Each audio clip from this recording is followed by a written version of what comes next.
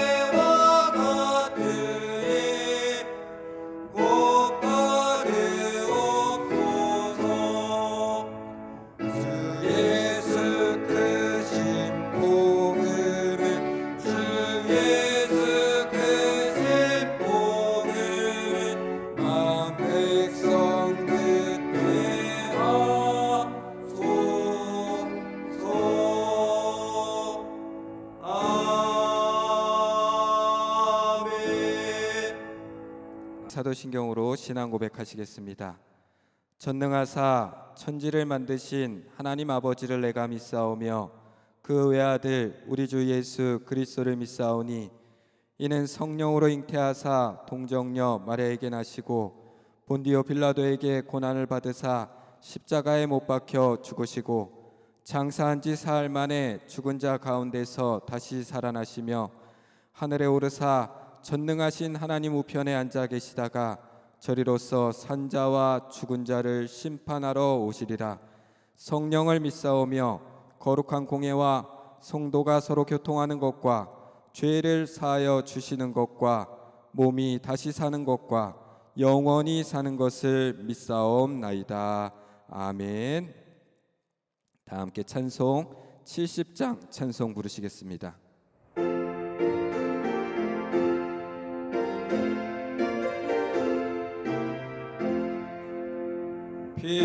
피난처 있으니 환난을 당한 자 이리 오라. 땅들이 변하고 물결이 일어나 산이 넘치니 두렵잖네. 이방이 떠들고 나라들 모여서 진동하나 우리 주 목소리 한 번만 말하면 전하의 모든 것 망하겠네. 만유주 하나님 우리를 도우니 피난처요. 세상의 난리를 그치게 하시니 세상에 작업이 쓸데없네. 높으신 하나님 우리를 구하니 할렐루야. 할렐루야. 괴로움이 심하고 환난이 극하나 피난처 되시는 주 하나님. 우리를 대표해서 이종일 담임 목사님께서 대표 기도해 주시겠습니다. 다 같이 기도하시겠습니다. 하나님 아버지, 죄송합니다. 오늘 거룩한 성일에 아버지의 거룩한 백성들이 함께 모여서 경배 찬양으로 예배 드려야 하는데 이렇게 영상으로 각 가정에 흩어져서 예배를 드립니다. 그러면 이 시간 저희들의 심령에 은혜를 부어주시어서 신령과 진정으로 예배드릴 수 있도록 도와주시옵소서. 그리고 어서속히 이 질병의 고통과 두려움을 막아주시고 치료해 주시어서 모든 심령과 생활 속에 따뜻한 새 생명의 폭발함과 성령의 바람이 불어오게 하옵소서. 특히 이번 재난을 통해서 주시는 하나님의 경고를 잘 깨닫고 회개합니다. 그동안 우리의 잘못된 탐욕과 교만으로 파괴된 자연 질서가 다시 회복되도록 우리에게 허락하신 청지기 사명을 겸손하고 성실히 잘 감당하는 믿음의 사람들이 되게 하옵소서. 특별히 이 시간 목사님을 통해서 주시는 말씀으로 아버지의 뜻을 더욱 깨닫고 심령을 새롭게 하여서 우리를 도우시는 예수님과 함께 형제와 이웃의 아픔을 유롭게 하며 사랑으로 더욱 헌신하게 하여 주옵소서. 하나님 아버지, 우리 성도님들의 가정가정에 평안을 더하시고 자녀들도 은총의 길로 인도하여 주시옵소서. 이 시간 우리의 예배를 향기롭게 받아 주실 줄 믿사오며 우리의 위로자 되시는 예수님의 이름으로 기도하옵나이다. 아멘.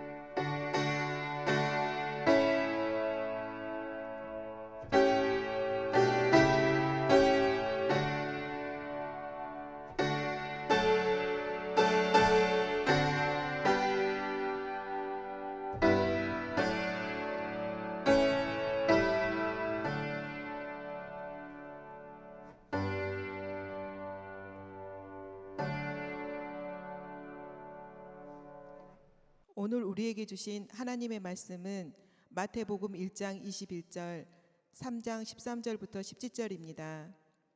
아들을 낳으리니 이름을 예수라 하라. 이는 그가 자기 백성을 그들의 죄에서 구원할 자이심이라 하니라. 이때에 예수께서 갈릴리로부터 요단강에 이르러 요한에게 침례를 받으려 하시니 요한이 말려 이르되 내가 당신에게 침례를 받아야 할 터인데 당신이 내게로 오시나이까. 예수께서 대답하여 이르시되 이제 허락하라. 우리가 이와 같이 하여 모든 의를 이루게 하는 것이 합당하니라 하시니 이에 요한이 허락한지라.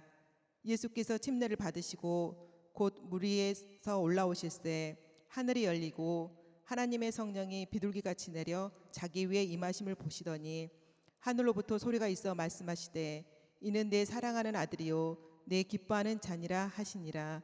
아멘. 주님의 평강이 여러분 각자의 예배 자리에 함께하길 소원합니다. 여러분 요즘 어떠십니까? 안녕하세요 라는 이 짧은 인사가 절실히 필요함을 느끼는 시기입니다. 코로나19로 인해서 우리의 삶은 뒤죽박죽 되어버렸습니다. 그래서 답답하고 두렵고 미래에 대한 걱정이 가득합니다. 언제쯤이면 마음껏 일상생활을 하게 될지 막막합니다. 그러나 여러분, 우리의 삶이 힘들다고 너무 낙담하거나 너무 낙심하지 맙시다. 겨울이 아무리 혹독하더라 해도 봄은 반드시 옵니다. 매화꽃이 만발하고 개나리가 활짝 피고 화단에 하나둘 꽃을 피우고 있습니다. 여러분, 주위를 둘러보면 봄내음이 시작되었습니다. 이 희망의 봄내음이 오늘 우리의 삶 가운데도 희망을 향해 나아가는 시작이 되길 소원합니다. 주님은 우리를 빛과 소금의 역할을 감당하는 사명자로 부르셨습니다. 빛과 소금의 역할을 감당해야 되는 우리의 삶이 이때 어떻게 해야 될지 생각하며 믿음을 다지는 기회가 되시길 소원합니다. 우리는 나는 예수를 믿어, 예수님을 믿어 이 말을 입이 닳도록 합니다. 그런데 사실 예수를 믿는다는 것을 어떻게 설명할까 하면 상당히 난감할 때가 있습니다. 우선 우리가 오늘 말씀을 읽은 것처럼 예수라는 이름의 뜻부터 풀어봅시다. 예수라는 이름의 뜻은 하나님이 도우신다, 하나님이 구원하신다, 또 성경에는 하나님이 죄에서 우리를 구원하신다라는 뜻입니다. 그래서 내가 예수를 믿는다라는 것은 하나님이 나를 도우시고 하나님이 나를 구원하신다라는 말이 됩니다. 어떠한 상황에 던져진다 하더라도 하나님이 나를 도우시고 건져내신다라는 신앙의 고백입니다. 이 이름, 예수라는 이름은 곧 천사로부터 고지받은 이름입니다. 그런데 이 좋은 이름도 많았을 텐데 왜 하필이면 당시에 가장 많은 사람들이 가지고 있었던 이름이라고 이야기하는 예수라는 이름이 바로 예수님에게 주어졌느냐 하는 사실입니다. 비록 유대 땅에서 그 이름이 흔하다 하지만 그 이름을 주신 의미는 분명합니다. 천사에게서 이런 이름이 주어졌다라는 것은 이 시대가 하나님의 도움이 절실하다는 반증입니다. 실제로 예수님이 태어나시고 활동하시던 당시에는 일반 사람들이 살아가기가 너무나도 어려운 세상입니다. 예를 들어 예수님의 주 활동 무대였던 갈릴리도, 그 갈릴리라는 이름은 이방인의 땅이라는 뜻입니다. 그 이름대로 자기 대대로 거기 살던 원주민들이 자기 뜻대로 주인 되어 살아가는 것이 아니라 이방인들에게 빼앗겨 슬픔을 간직한 땅이었습니다. 그리고 당시에는 약 70%의 세금을 내야지만 살아갈 수 있었다라고 합니다. 70%의 세금을 내면서 이런 상황에서 어떻게 살 수 있을까? 그저 하늘을 향해서 가슴을 칠 수밖에 없는, 답답해하고 통곡할 수밖에 없는 상황이 예수님의 시대상입니다. 예수님은 그래서 공생의 사역의 첫 번째 일가를 하십니다. 회개하라, 천국이 가까이 왔다. 그 회개는 단순히 마음의 죄만 돌리는 것이 아닙니다. 여기에 이런 악한 사회 구조에서 돌이키라는 맥락이 포함되어 있습니다. 예수님의 메시지를 듣고 자신의 범죄를 깨닫고 마음을 돌이킨 대표적인 사람이 바로 세리 마태와 삭개오라고 할 수 있겠습니다. 말 그대로 뭘 해도 먹고 살기 힘들고 힘없으면 비굴하게 엎드리고 살아야 했던 시대, 그 시대가 바로 예수님이 태어났던 시대입니다. 그러니 사람들은 이런 세상을 통째로 뒤엎고 새로운 시대를 열어줄 하늘의 도움이 절실했습니다. 그때 천사가 알려준 이름, 예수라는 이름으로 하나님의 아들이 이 땅에 오게 되십니다. 하나님이 우리를 반드시 도와주십니다. 이것은 마태복음에서 예수님을 그려내는 가장 중요한 대목입니다. 마태복음에 따르면 도시에서 살아가는 많은 사람들이 광야로 들어갑니다. 현실의 삶을 포기한 사람들, 도움이 절실한 사람들이 요단강가로 모여듭니다.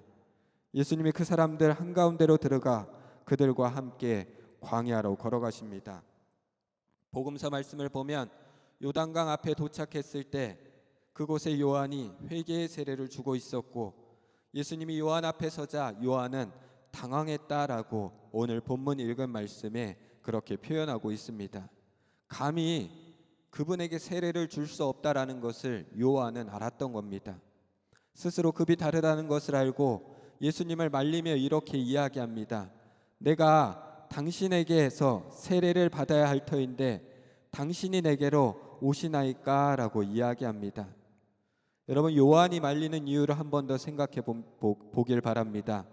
죄인들이나 받는 세례를 죄 없는 하나님이, 그 하나님의 아들이 죄인의 자리에 선다는 게 말이 되지 않습니다. 그때 주님은 이렇게 대답하십니다. 3장 15절입니다. 이제 허락하라. 우리가 이와 같이 하여 모든 의를 이루는 것이 합당하니라. 이 구절이 명령형으로 허락하라 라고 되어 있지만 권유하는 형태로 읽어도 좋을 것 같습니다. 지금 이 일을 받아들입시다.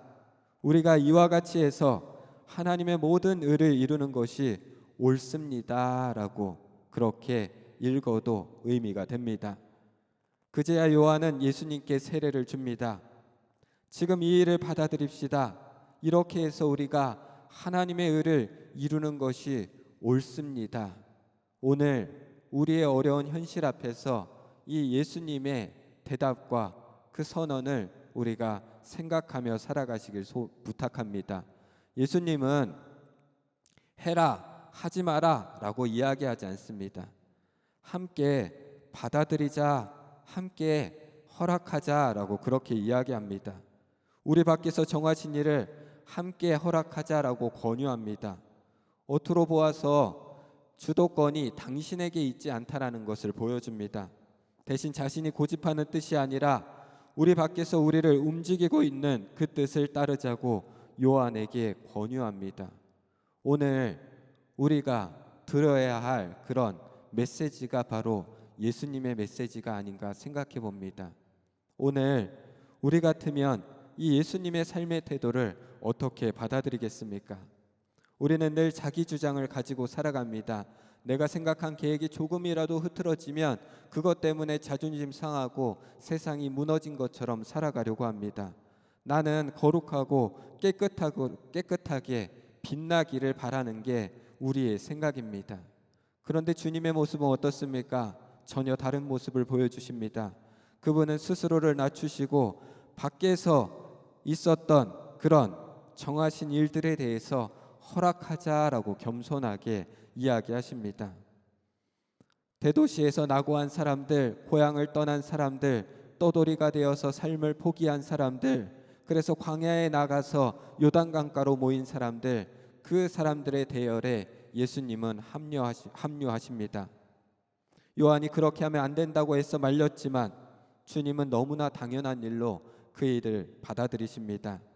아니, 그렇게 해야만 하나님의 모든 의를 이룰 수 있다면서 새로운 삶을 갈구하는 죄인들의 행렬 속에 예수님이 들어가 계십니다. 그리고는 지금 이 일을 허락합시다, 받아들입시다 라는 말과 함께 예수님은 그들 속에서 세례를 받습니다. 지금 이 일을 허락합시다, 받아들입시다. 예수님은 그로 인해 세례를 받으시고, 그리고 세례받은 이후에 마태복음 기자는 표현합니다. 하늘이 열렸다라고 그렇게 표현합니다. 노아의 홍수의 사건 때 40일 밤낮으로 내린 비가 세상을 쓸어버렸을 때 나무 잎사귀를 물고 들어와 희망의 소식을 전한 동물이 있습니다. 바로 비둘기입니다. 마태복음은 하늘이 열리고 하늘에서 성령을 상징하는 성령이 비둘기같이 내려서 예수님에게 임했다라고 그렇게 이야기합니다. 하늘이 열리고 비둘기는 새로운 시대 희망을 우리들에게 말해줍니다. 우리의 삶 가운데 하늘이 열리고 성령이 비둘기같이 여러분들의 삶의 자리에 내려와서 희망의 삶을 살아가시길 소원합니다. 하나님은 그때 예수님에게 이야기하십니다. 이는 내 사랑하는 아들이요 내 기뻐하는 자라 이야기하십니다. 이 말씀을 가만히 묵상해 보시기 바랍니다. 그 뜻은 예수님과 함께 하나님이 함께 계시며 그의 아들 곁에 하나님이 함께 계신다라는 뜻입니다. 실제로 세례받은 이후 평생 동안 예수님은 그의 이름대로 살게 됩니다. 하나님이 도우신다, 하나님이 구원하신다. 여기에 중요한 메시지가 있습니다. 하나님은 우리들에게 예수님에게만 속삭여 이야기하신 것이 아니라 공개적으로 세상을 향해 이 이야기를 선포하십니다. 예수의 이름으로 세례를 받았다면, 우리가 예수님을 믿고 살아간다면 하나님과 함께 살게 된다라는 이 공적인 선언이 우리의 삶 속에서 영원히 이루어진다라는 사실입니다. 이 선언은 한 번만 울리고 끝나는 것이 아닙니다. 마태복음 마지막 장인 28장에서 예수님이 제자들에게 주신 마지막 명령을 떠올려 보시기 바랍니다. 마태복음 28장 18절부터 20절을 읽어보겠습니다. 예수께서 나와 말씀하여 이르시되 하늘과 땅의 모든 권세를 내게 주셨으니 그러므로 너희는 가서 모든 민족을 제자로 삼아 아버지와 아들과 성령의 이름으로 세례를 베풀고 내가 너희에게 분부한 모든 것을 가르쳐 지키게 하라. 볼지어다 내가 세상 끝날까지 너희와 항상 함께 있으리라 하시니라. 아멘. 사랑하는 성도 여러분, 다른 것은 다 있더라도 이것 하나만은 잊지 맙시다. 우리는 예수님의 부르심을 받고 그분의 이름으로 세례를 받고 그 이름을 믿고 살아가던 그런 약속의 사람들입니다. 하나님이 도우십니다. 하나님이 구원하십니다. 이것은 저와 당신을 위한 하늘의 약속입니다. 다 함께 기도하시겠습니다. 하나님, 코로나 바이러스로 인해서 세상이 흉흉하고 또한 근심과 걱정이 많이 생기는 이때입니다. 이로 인해서 우리가 하나님께 나와서 연합하여 함께 예배드리는 이 자리마저 위협받고 있습니다. 주님, 이때에 우리가 예수를 바라보게 하시고 하나님이 도우시고 하나님이 구원하신다라는 예수님의 이름을 우리가 다시금 되새겨서 약속의 사람들로 살아갈 수 있는 우리가 될 수 있도록 인도하여 주옵소서. 오늘 우리는 예수님의 선포를 세례 요한에게 단호하게 말씀하셨던 그 말씀을 되새깁니다. 이제 허락하라. 우리가 이와 같이 하여 모든 의를 이루는 것이 합당하니라. 이 말씀과 같이 오늘 우리의 삶 가운데 모든 의를 이루어 나가기 위해서 예수님과 함같이 낮아지고 겸손한 삶을 살아갈 수 있는 우리의 삶이 되어 주셔서 우리가 이 위기를 하나님이 도우심으로 하나님이 구원하심으로 승리하며 나아가고 함께 모여 예배할 날을 저희들 기대하면서 기도하며 살아갈 수 있는 우리의 삶이 될 수 있도록 주여 인도하여 주시고 또한 하루속히 우리가 함께 모여서 하나님의 은혜를 하나님의 기쁨을 우리가 영광을 찬송 부르는 그날이 속히 올 수 있도록 주여 인도하여 주시옵소서. 감사드리며 예수 그리스도의 이름으로 기도드렸습니다. 아멘. 다 함께 말씀을 생각하면서 예수의 이름으로 복음성가 찬양 부르시면서 준비하신 헌금 주님께 드리겠습니다.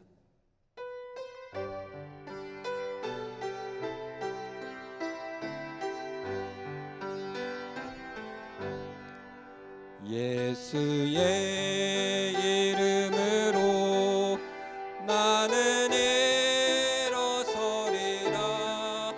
주가 주신 능력으로 나는 일어서리라. 원수가 날 향해 와도 쓰러지지 않으리. 주가 주신 능력으로 주가 주신 능력으로 주가 주신 능력으로 일어서리. 원수가 날 향해 와도 쓰러지지 않으리. 주가 주신 능력으로 주가 주신 능력으로 주가 주신 능력으로 일어서리. 아멘. 드려진 헌금과 그리고 축복 기도 함께 하겠습니다. 하나님, 이 어려움 가운데도 우리의 삶을 지켜주셔서 하나님이 우리와 함께 계심을 기뻐하고 감사할 수 있는 존재들로 저희들 삼아주시니 감사합니다. 삶이 힘들고 어렵지만 주께서 주신 기쁨과 또한 주께서 회복하실 아름다운 세상을 생각하며 믿음의 예물을 드립니다. 주님, 우리가 함께 모여서 하나님께 거룩한 예물을 드릴 수는 없지만 각자가 주님께 예배하는 이 마음을 생각하며 하나님께 드리는 이 예물 위에 주님의 축복을 더하여 주옵소서. 그래서 이 위기 가운데 물질로 인해서 고난받지 않게 하시고, 이 위기 가운데 우리의 연약함 때문에 건강에 부족함이 생기지 않도록 주여 지키시고 인도하여 주옵소서.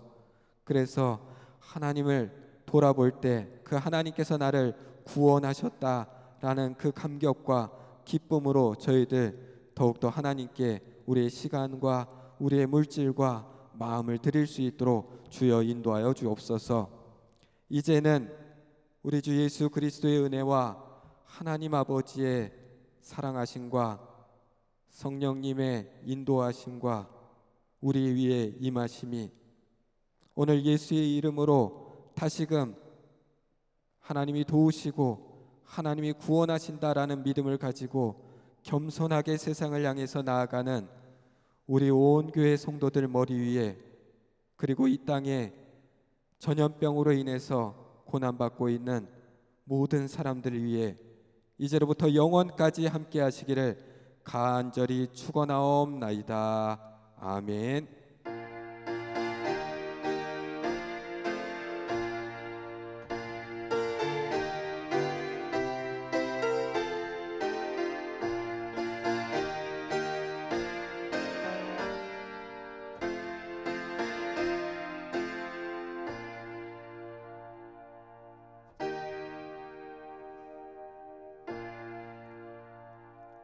아멘. 감사합니다. 한 주간도 승리하시고 주 안에서 평강 누리시기 바랍니다.